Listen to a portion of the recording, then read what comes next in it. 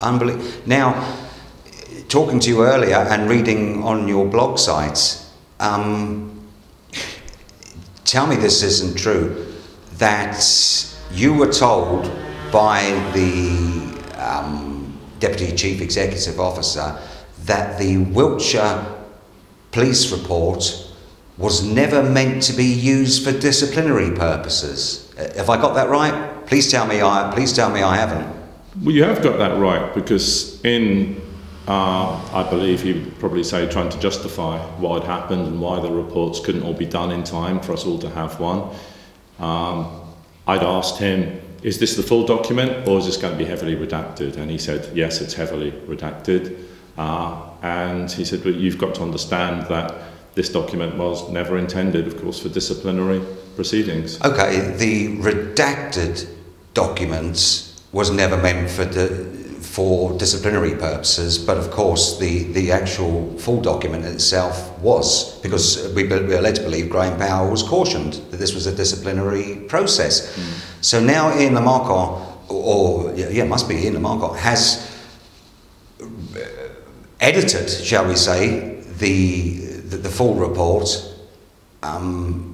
Why? What for? So if this isn't for disciplinary purposes, what is the reason for this redacted report?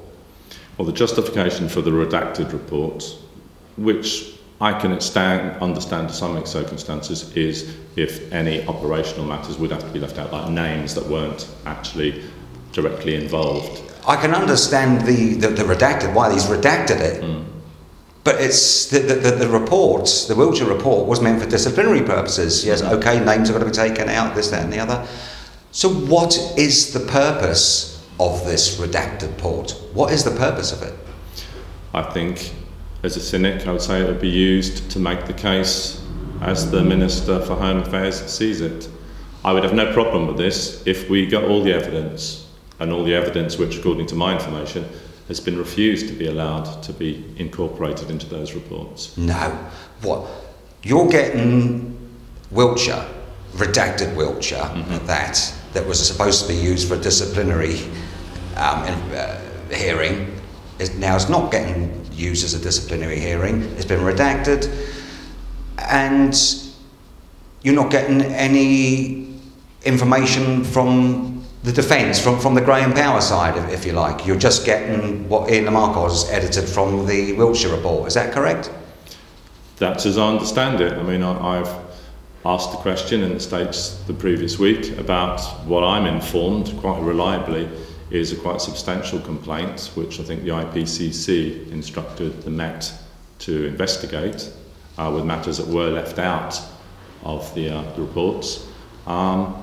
I would hope that we'll be getting that next week, but my confidence certainly isn't high, I have to say.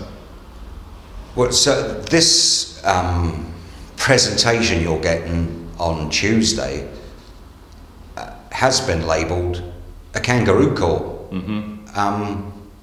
What do you say to that? Well, those are not my words, but my concern is here we've had something that's gone since November 2008.